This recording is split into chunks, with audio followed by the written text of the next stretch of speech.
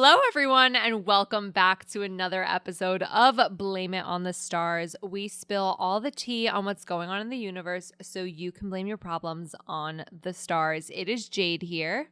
And it's Kara. And this week, it is Leo season. We've got a lot to talk about, why this episode matters to you, what you need to know. We're going to explain everything that's happening in Leo season, the entire overview, so you know exactly what you're getting into up front. Leo season is a bit of a mixed bag, to be honest. I know the Leos are excited. They're happy. It's their birthday. There's some ultra rare, very, very rare astrological alignments happening during Leo season. There's some retrogrades. There's good, there's bad, there's ugly. We'll discuss it. But in case you missed it, last week we talked all about Venus in Cancer. While you're listening to this episode this week, Venus is still in Cancer. So if you want to know how that's affecting your relationships, then definitely listen to last week's episode before you start this one. But overall, we'll be discussing everything you need to know about Leo season. And just to give you a heads up, next week we're going to go more in depth into the Uranus North Node Conjunction and Jupiter Retrograde. We will be talking a little bit about them later in this episode, but again, next week, way more details, way more in depth, and this is a very rare astrological event, so you're going to want to listen and tune in again next week. So before we get into the episode, the following things happen this week. Mercury will enter Leo. The sun enters Leo. We will start off the episode by explaining these things in more depth so you know the more current things right up front. Everything else that we mentioned during Leo season happens later in the season. We will still explain that, but everything will be a little bit more generalized. We want to focus on the now, and then we'll give you the hints as to what is to come. And after a short ad break, we'll get right into it. We are back. If you listen to the ads, thank you so much for supporting my and Kara's podcast. We appreciate your patrons of the arts. If you did not listen to the ads, I am judging you. Let's discuss. What is happening? We start off this week with Mercury entering Leo. This is actually happening before Leo season begins, but it does happen on Tuesday at 8:35 a.m. Eastern Standard Time. The date and time, per usual, are from the website AstroSeek. What you need to know about this is we're about to be speaking up about things that we care about, speaking boldly, being ourselves, letting our true selves shine. This is about being heard. This is about being seen. This is about being the most confident version of yourself when you are speaking.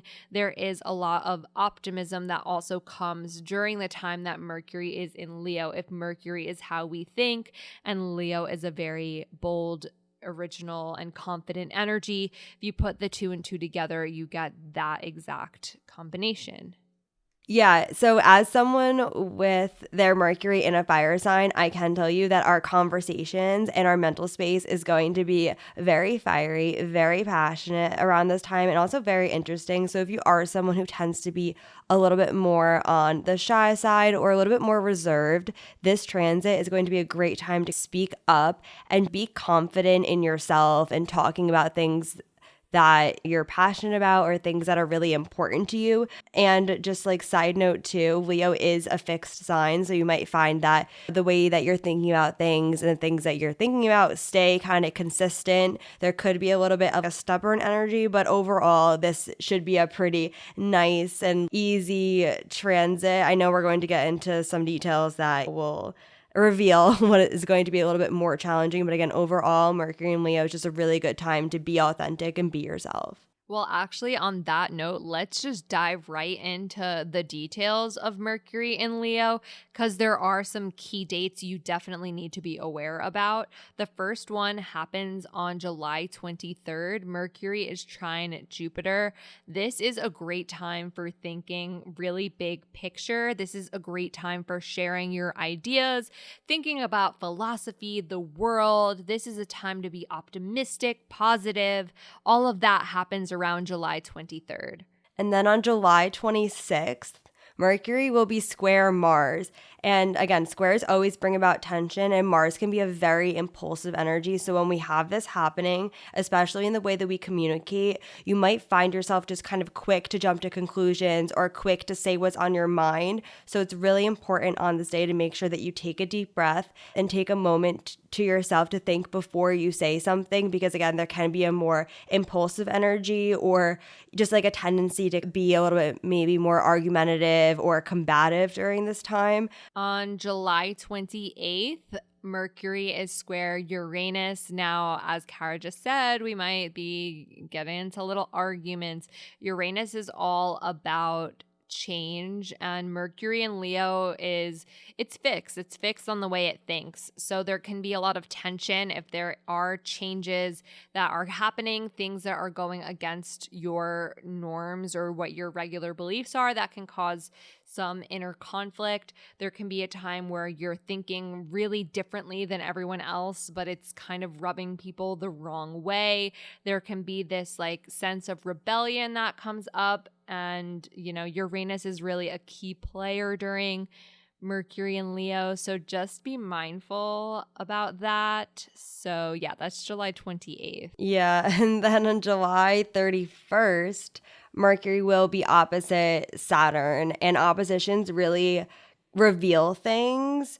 And because we're dealing with Mercury, you just might find that different things either like come to mind or you have some sort of realization, especially in terms of things that are practical or grounded in like quote unquote reality, because that's what Saturn deals with. So if there's something that you have been maybe not ready to deal with yet, or something that's just been on your mind but you haven't fully gotten there, Mercury opposite Saturn can bring that out. And also Saturn can make you feel a little bit more hard on yourself, so it's a really good day to practice just being compassionate and noticing your thoughts without judging them, especially if you tend to think negatively about yourself. You might be kind of drawn to that, so it will be a good day to kind of pay attention to the things that you're saying to yourself, and hopefully say your affirmations, maybe write it down, do what you need to do to make sure that you are taking care of yourself. Now let's dive right into Leo season.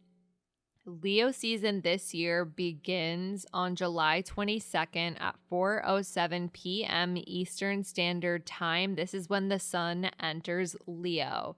What you can expect is an illumination of all the Leo-like themes. This means finding confidence. If you're someone who struggles with being, the truest version of yourself or letting your authentic self shine, you might really benefit from Leo season for bringing out this confidence you might have left dormant for some time. This can be a time for having fun, letting your inner child out to play. This is also a time too where loyalty is top priority, and also too Leo energy. If you did not know, majority of celebrities are Leos, and the reason for that is because they like to be in the spotlight. Like we mentioned with Mercury and Leo, this is a time for being seen and being heard. One thing to know is the sun is actually domicile in Leo, aka it is at home in Leo. So it is a time where we really can be radiant beings like the sun. Yeah, you might notice that a lot of people like to go on vacations or really just enjoy their like classic like summer vacation, summertime energy, just because the sun is in Leo, and Leo is all about being confident and honoring who you are, but Leo energy is also really good at just enjoying themselves and having fun. And that, I think, is something that we all can really use or kind of just focus on, because we don't need to take things seriously all the time. Like, it's important to relax and do things for fun and do things that you enjoy. So it's something that we're all going to be experiencing during Leo season. Another thing too that Jade and I actually were just talking about, it's going to sound cheesy at first, but please stay with me.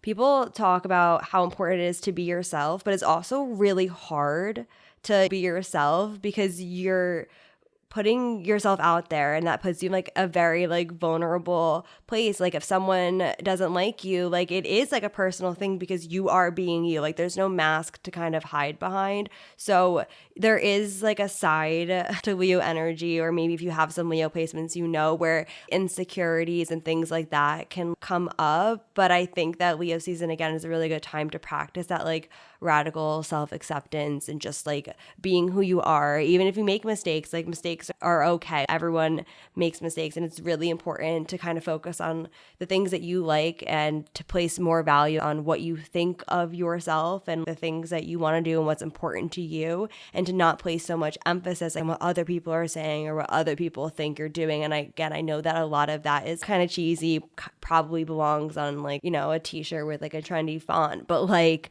that really is what Leo season is about. So if you do find yourself wondering who you are, trying to like figure out who you are, how you want to present yourself, whether that is the way that you are physically presenting yourself with like makeup or trying out different clothes or posting on social media or in other ways, that is Leo season, and it can be really fun. So yeah, embrace that like Leo funny lighthearted almost like type of energy. Let's discuss some of the details of the sun in Leo and the key dates you definitely need to pay attention to. The first one that you should be noticing is on July 31st, the sun is trine retrograde Jupiter. Yes, that is a hint for something we're about to talk about in a minute. So sun trine Jupiter, though, is a time to really like be yourself, and like Jupiter expands everything it touches. Trines are supporting energy. You can just imagine this matchup together is like an explosion of authenticity and fun and luck and abundance and happiness. I don't know how it'll play out with a retrograde Jupiter. We'll wait and see, but July 31st. And then on August 11th, the sun will be square Uranus. And just because the sun really deals with who we are, our identity, our personality, you might just feel a little bit different. Like you might want to either do things differently, or maybe people have expectations of you that just aren't in alignment with who you are, where you're headed, or what you want for yourself. So the best thing to do is just give yourself permission to be yourself and do what you want to do, and just be okay with being quote unquote different. You also might find that you crave a sense of freedom, or just like the ability to do things in your own way. And you might kind of like face some obstacles because, again, squares bring tension. So some things are kind of either like resisting that or not letting you feel like you could fully just do the thing that you want to do. So again, this is just like a transit. So this won't be like a long lasting energy, but you might feel moments where you just like want to be rebellious, or you just want to step outside your comfort zone, or you might be in a place where it is time to switch things up. So again, it could be like a personal choice, or it could be something that was just like an outcome of like your circumstances. But regardless, the theme overall is just needing to try something new, try something different, and just be open to whatever that change is. On August 14th, this can be pretty challenging, not gonna lie. The sun will be opposite Saturn. How this will affect you is it can be really difficult to be proud of who you really are. Saturn can bring up these feelings of guilt, because if we think of Saturn as authority, a lot of times in life, authority is telling us who we should be, what our priorities in life should be, how we need to act, how we need to dress. And the sun in Leo is encouraging us to be our true selves. Oppositions create a push-pull dynamic. There can be some second guessing if like what you're doing is the right thing to do, or if how you're presenting yourself, who you are, is who you should be. And the right answer is you know exactly who you need to be, and no one should tell you who you should be. But there can be some difficult emotions surrounding that on August 14th as we question, am I doing this for me or because someone else said that I needed to be that way? And letting go of that guilt for being your true self. Certain signs will be affected by both the sun in Leo and Mercury in Leo more than others. The first being Leo. Obviously, with the sun in Leo, it is your birthday for the Leo suns out there. The sun is illuminating whatever house Leo is for you. This is a time to really be yourself. And with Mercury in Leo as well, you're really expressing your true, authentic self. Aquarius is also affected by the sun in Leo and Mercury in Leo, but theirs is more of an opposition. So there can be some challenges between being who you really are, speaking up for, the things you believe in, but also like questioning if that's the right thing or thinking about what the bigger picture is and vice versa, and dealing with some back and forth thinking there. Yeah, and then for Taurus and Scorpio, the sun in Leo and Mercury in Leo will be square your placements. And I always say this about squares, but all of these signs want similar things, but they go about it in a different way. So they see each other, but they just like don't get it, if that makes any sense. So basically what you need to know is that things might be a little bit more challenging or uncomfortable if you do have those placements. But again, it can still be a good time to learn and reflect and think about things, but it might not be a very comfortable transit. The people who will have a comfortable time, though, are Aries and Sagittarius. The sun in Leo and Mercury in Leo are forming trines to your fiery energy, encouraging you to be your most fiery version of yourself. So if Aries and Sagittarius, you really feel in your element during Leo season, it's because you literally are in your element. But let's move on. The next thing that happens in Leo season is a big one, and it's honestly one I've had start off in my calendar for a very long time. I will be honest, I'm a little afraid of the next one. And when we do a deep dive into it next week, you'll get a better understanding of what exactly I am so afraid of and why I'm so nervous and on the edge. The Uranus North Node Conjunction. This is the rare astrological alignment we were talking about. This happens on July 26th at 3:14 p.m. Eastern Standard Time. There is a lot I have to say about this, and we are putting a pinpoint in that and revisiting it next week when we talk all about this. But what you should know up front is society is changing, and the world is changing. This is something that affects society more than it does us on a personal level. But if Uranus is rebellion, revolution, the North Node is the direction we're heading in society.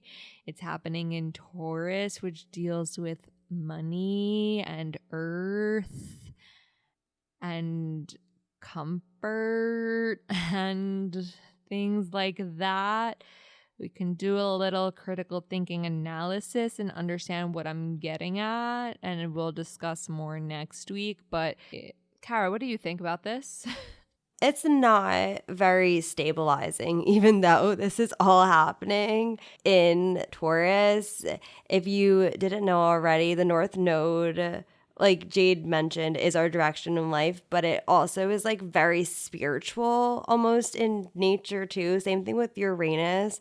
So it's a big deal. At the same time, sometimes when transits like this, outer planet transits, when they happen, it's not always obvious in the moment. So for some of us, we will feel something, some event will happen, and you'll immediately know in your life, this is Uranus conjunct the North Node. And there will be other things going on behind the scenes that won't be revealed the day that this happens, but it still happened this day. You'll just find out and understand it more clearly a little bit later. And again, we gave you a little overview of the themes. We will go more in detail about this next week, but this is something that you should pay attention to and just really be aware of, especially in terms of how it impacts your chart, because it is impacting society. It also is impacting you on a personal level, and it's going to be a very interesting time. You never know what's going to happen with Uranus, so it's hard to even say exactly,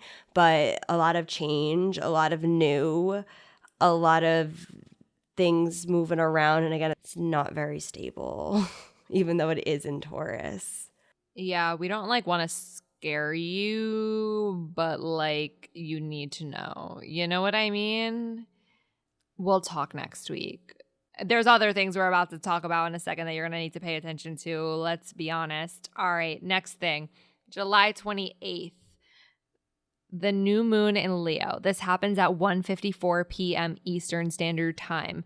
Good news. Setting intentions all around being more confident. This is like new moons are new beginnings. This is a time where you can, in the middle of all this chaos, be like, I'm going to be myself. I'm going to invite in some more cheer, some more optimism, some more positivity. I'm going to be the sun and I'm going to be positive despite the fact that Uranus is conjunct the North Node and there's a retrograde that's about to happen and things are a little bit unstable.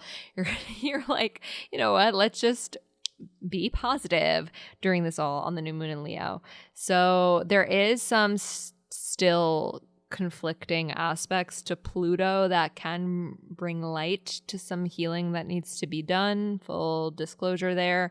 But overall, new moon in Leo is like a time to really be focusing on being the best version of yourself and being proud of who you are. Yeah, it kind of reminds me of like that high school vibe when you're really trying to figure out who you are. And obviously this is like a process and things change over time. Like people evolve, people grow, people learn new things. So this is just like a continuation of whatever that means for you in terms of your life and what your journey is and the things that you are either working on or wanting to embrace and wanting to be more confident in.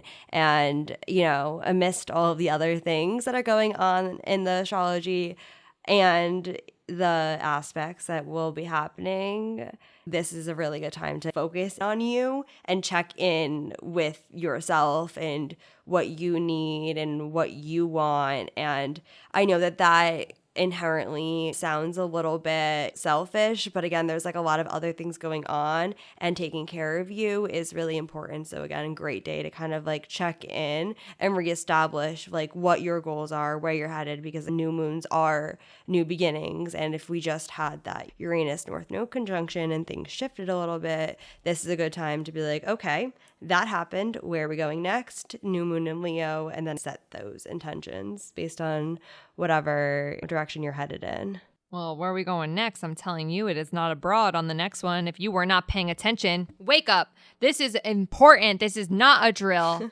I'm sorry. I have to tell you this right now. This is important. I know you've been watching TikTok and you've been thinking about going to Italy to have a European summer like everybody else. I know you've seen Air Canada is a mess. July 28th, 4:38 p.m. Eastern Standard Time, Jupiter stations retrograde. Jupiter retrograde, what you need to know is this is travel problems, specifically international travel problems. So if you are like me and have to spend a lot of money on a flight to another country in the near future, you need that flight booked before the 28th, in my opinion. If it was me, that's what I would do. That is exactly what I'm doing.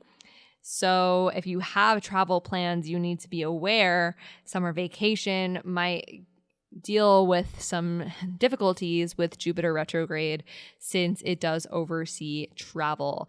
Other things too, though, is Jupiter direct is normally a time of luck and abundance. When you put it retrograde, we're scaling back on that a little bit. The plus side is we're not overdoing it so much. The downside is the travel, the lack of luckiness and things like that. But yeah, that one I think is very important. And we'll talk, like I said, we'll talk more about it next week, but that needed to be addressed now because I don't want you to sit here with a vacation idea in your head and have it get ruined by Jupiter retrograde. I'm saving you now. You're welcome. Yeah. We had some plane troubles the last time I was traveling when Jupiter was retrograde, and that's not to be scary. Like, obviously, flights are still happening, vacations are still happening, people are still traveling and doing things. The world does not stop because there's a retrograde. That's just not how this works, but it is important to be aware of so you can be prepared and ideally, do all of the important stuff like booking the flights, etc., before this is happening. It also could be a good time to look within because retrograde and reflect and think about things dealing with your spiritual side or even just like other things you want to learn, because that is involved with like Jupiter. So that's a more personal thing aside from the travel that might kind of come up during this time. I think it's actually retrograde all the way like into the fall as well. So if you are traveling like in September, it still might be worth thinking about. Yeah, we'll talk more next week, but it does last all the way until like near end of November. So we'll discuss more next week. August 4th. I know we just told you everything to know about Mercury and Leo. Mercury moves quick. On August 4th at 2:58 a.m. Eastern Standard Time, Mercury will switch into Virgo. What you can expect with that switch is going from this more confident and outspoken communication style to one that's more like, let's get into the details, let's be rational, let's be practical, let's plan things out, let's be logical. This is really about getting into the nitty-gritty. This is about paying attention to doing things correctly. There can be some perfectionism and also some critical thinking, but more like thinking critically of maybe others' details, paying attention to the little stuff and getting a little annoyed at the little stuff. That stuff can all happen when Mercury is in Virgo. Yeah, Mercury does like being in Virgo because Virgo is ruled by Mercury. So it is relatively happy in this place. So that's just like good to know. And as a Virgo moon, I feel obligated to just give you the reminder to not get lost in the details and not to expect perfection from every single thing you do, because being perfect at everything is definitely not possible. But yeah, overall, I do think that the more like analytical energy could be really good, especially because with the internet and constantly taking in information can be a lot. So Mercury and Virgo is aiding in the way that we like process it and to not just take things for exactly as what someone says, because it may be true, but it may not be true, because if you're scrolling through your For You page, you don't know these people. So it's a good time to embrace fact checking and looking into things on your own and forming your own opinions, enjoying all the mental aspects with Mercury and Virgo, whether that is the way that you use social media or just the way that you are having conversations with others. You also might enjoy reading around this time too, or listening to podcasts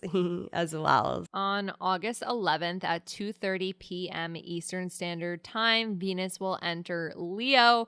This is a time where in relationships we are kind of wanting a little bit more attention, not gonna lie, but it can be really fun in dating, having fun dates, loving love, being really loyal in love, which we love loyalty over here in the Taurus Placement Club.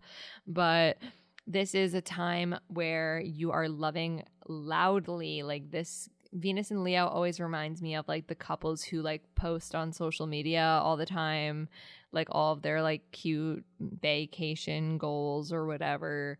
There are some challenging aspects to Venus and Leo though that can make relationships a little funky, and we'll talk about that later when we get there.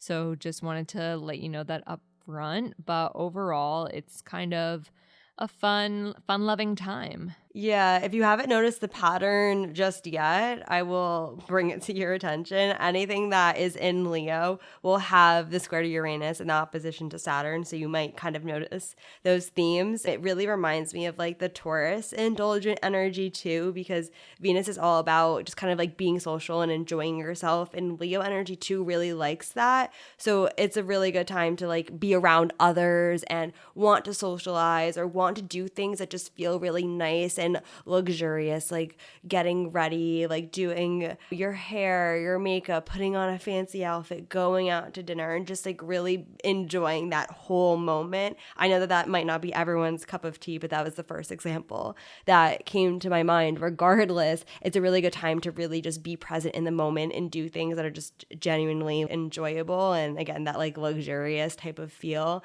But yeah, those aspects that we will talk more about eventually are going to be the more challenging part of the transit. And if you are looking for another transit with some more challenging aspects, you've come to the right place.